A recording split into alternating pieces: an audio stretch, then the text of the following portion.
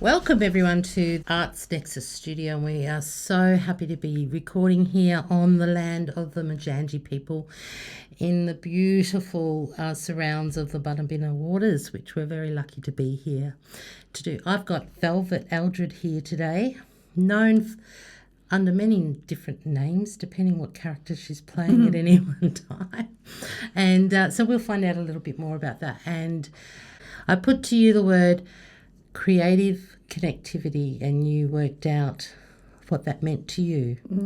So let's start with the word connect. How does that factor in your world? I think connection is about, that space between two people or even yourself and a tree, yourself and a rock, and how you allow yourself to send a message and how you allow yourself to receive a message. Because I think there are so many wonderful ways this world communicates to me and actually wants to lift me up and wants me to be resilient and happy and hopeful and cheerful. And, that's that big difference for me between, say, sitting in the Daintree or even Gombora Park in a beautiful creek or down by the ocean, or when I'm in a city that's got cars and steel and bricks and everything's, whether I'm overwhelmed by the noise and the bustle and the things that are bouncing around, or whether I'm actually received by the world and therefore how I am receiving it. Yeah. So that's a very big concept really for any human to think about, like connecting with the world. I mean, some of us have enough trouble connecting on the phone or to our neighbour or whatever. So feeling connected with the world. You're a creative, so I'm going to assume you use some of those creative juices to tap into that connection. Yeah. How does that work in your day-to-day?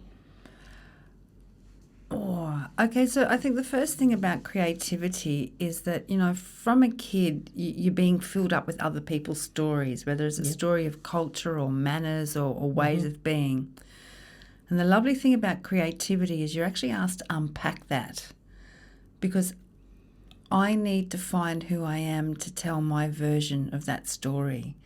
And therefore, having gone through uni, you're taught to breathe, you're taught to move, you're taught to unpack a lot of your assumptions about who you think you are in the world. So you kind of get this 3 years in a BA degree to really focus in on how I am and how my internal reality is, and how that then comes out to share a story with others.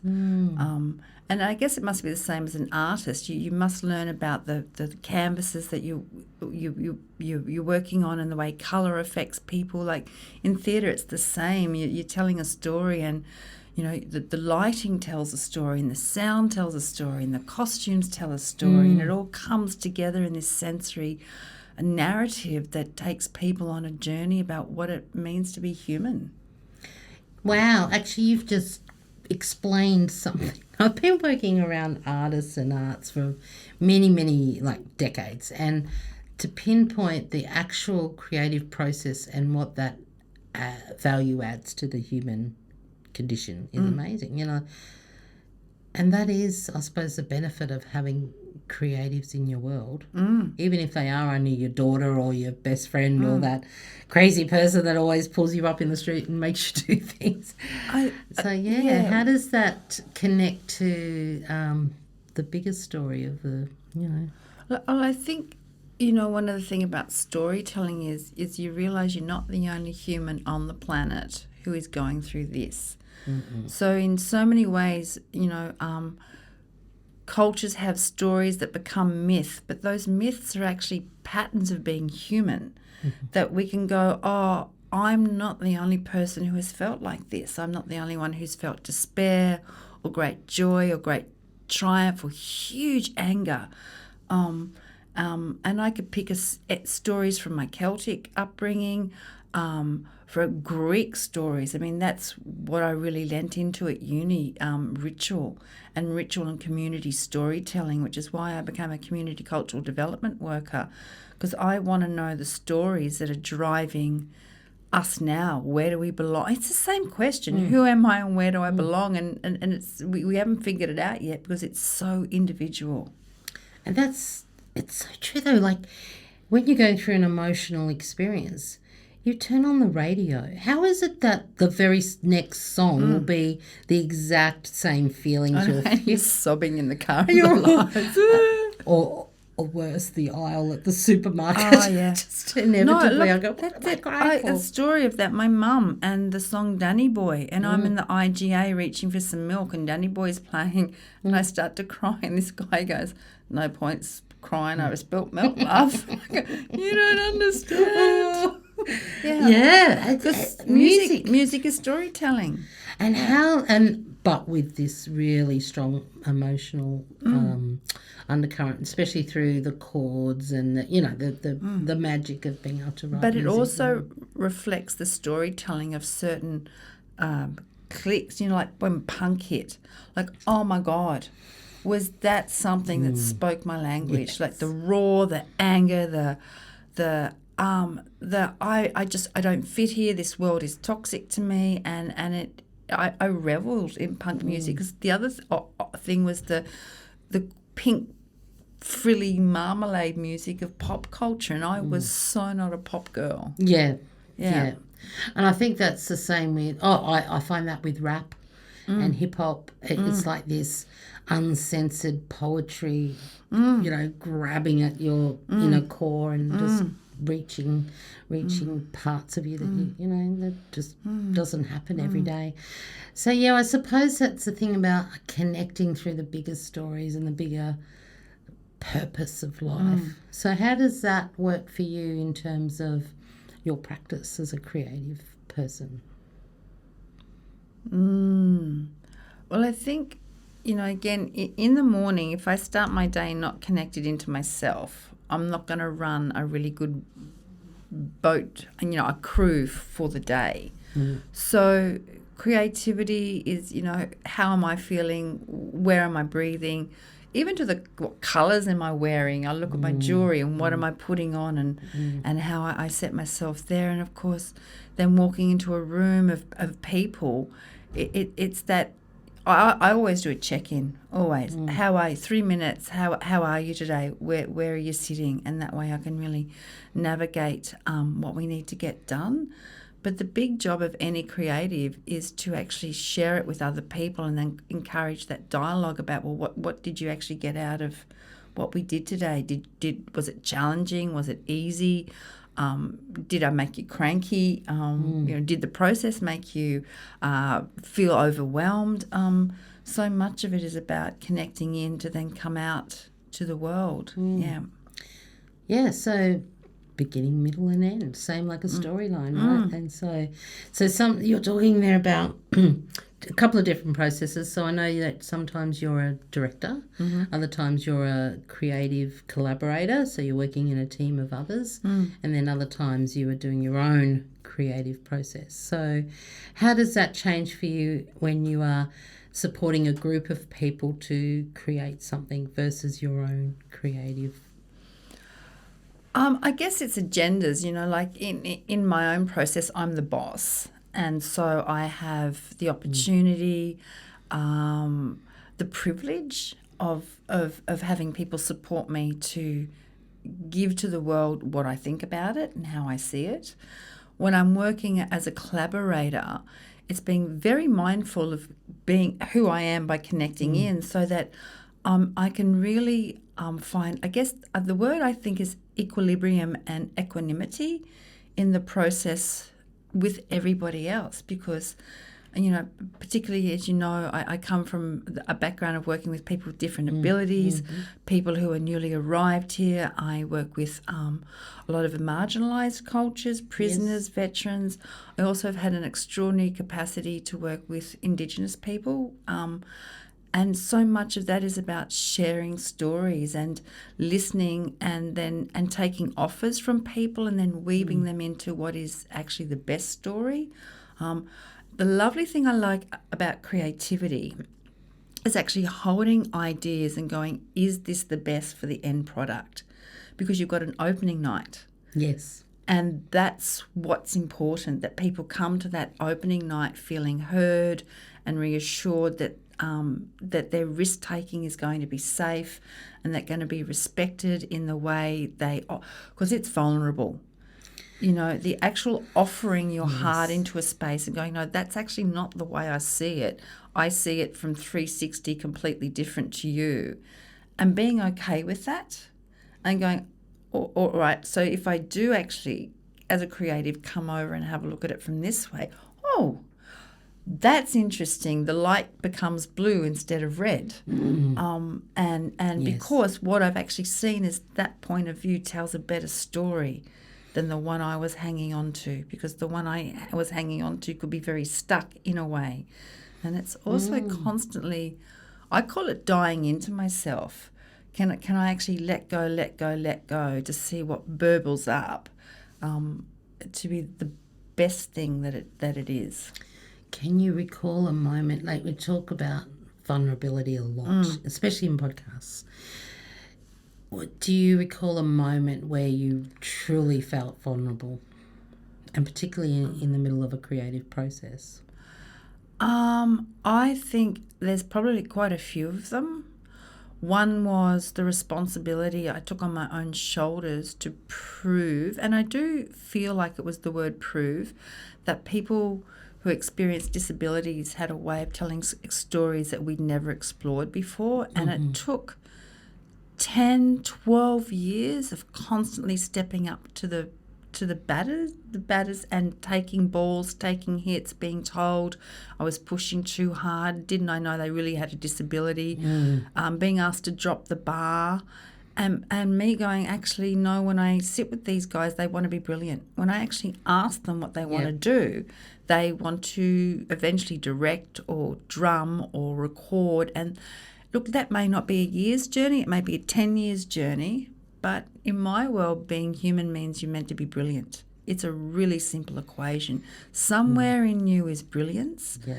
And as a creative, the connection I have with you to be honestly helping you develop, but also challenging. You know, it's my job to get the best out of you, so I'm not going to let you down by letting you let yourself down. Yeah. Like I often say to people, don't ask me to think that you're stupid.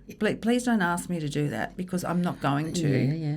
If you're asking me to let you off the hook on this one, you're talking to the wrong person. And I think that's what's always impressed me watching you work on the floor with anybody, really, is that it's a model of working higher expectations, that you just don't accept the mundane or the average. Like, really pull inside to you, pull out from inside the absolute dream you have, and don't be shy about sharing that. And let's see if we can reach it. And the other moments of vulnerability is when, look, I'm going to take the character Lady Macbeth. Now, I would think that I remember was you playing Lady Macbeth. That was an amazing so moment. actually really leaning into those parts of me that are vicious, can be blunt, is brutal, and making that bigger and really feeling those gnarly bits, the ambition and the hatred, and going, well, that's actually human too, so it has to be in me somewhere. Because if you just look at Psych 101, everything is a projection, and when I look at things or people and think that that's not me too, then I really devalue my human experience, because it's all me. So that was, Lady Macbeth, of course, goes mad and goes off tap. And I kind of leaning into that part of me that could actually lose rational and just go down this line of losing touch with reality. What does that look like? Is there a bit of fun in being able to play another character and just release yourself and be able to experience those emotions that you might not get to do in every day? It's fun when you get through the hard work and the work it does take to really find and explore your gnarly bits. Once you've gone, oh, that is mean, I get through my imperfections, or any voice that's going, oh, you don't want to be that. or that raw, then it's fun. Once it's flowing and I can feel the energy of it and access it and move with it, and my partner Macbeth, James Mooser, is throwing things back and he's going, and then the process of actually getting out of that and stepping back into Velvet, because I don't want to take Lady Macbeth home either. I just want to leave her in the theatre. Macbeth to have her. Yeah, so that is fun. Yeah. And then I suppose you talked a little bit before about, that camaraderie or the connection with the others that are in that process with you. And I think this is something that people that have never been in a theatre process could even comprehend. They see us doing it, they see the show, and they just think it all snap, it all happened. No. How do you find that? Because it's all mixed people that come together for a theatre show. Yeah. But you have that single focus Yeah. of that creative process. So how does that work for you? Like, how many friends do you make out of the process and go through another journey with, or what's that connectivity that comes out of the creative process as well? I think that's a really interesting question, because I'm actually also doing a job. If I'm in a production and there's 60 people, there are 60 people who've said yes to going on a journey. And maybe that's the only place I would ever get to meet them. So relationships and connections are formed really quickly and deeply. But a friendship to me is something that evolves over time. So it's not necessarily a friendship that happens when you're in that creative container. Of course, there are creatives that I work with constantly because we resonate with one another, and those become friendships outside of the work. But it's funny, even if you get together as friends, inevitably you end up talking about the work. So, and I guess that's the word colleague, a friend, person that you work with, and then of course I've got friendships that have nothing to do with the arts.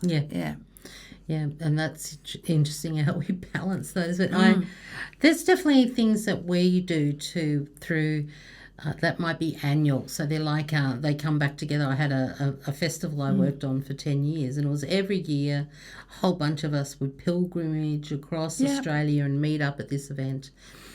And we were very intense.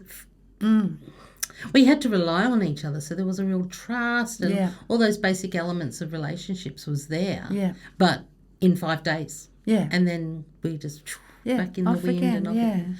But then you have to be able to reconnect with those people the year later and just pick that up again, which is kind of like really long-term friendships where you might not have to see each other a lot. But that's an interesting but again, with definition between idea of that it's work, you're coming together because you enjoy each other's company to produce something. And I have that with tropical arts in my world.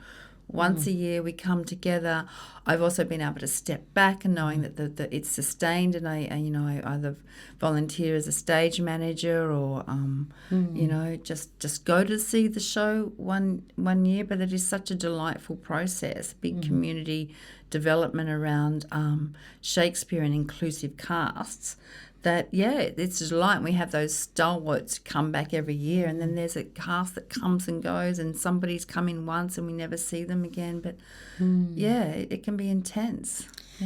So just obviously these podcasts and stories go out to the world. We never quite know who's listening and what they're going to get from it. But what would be your take-home message to people if they were listening today?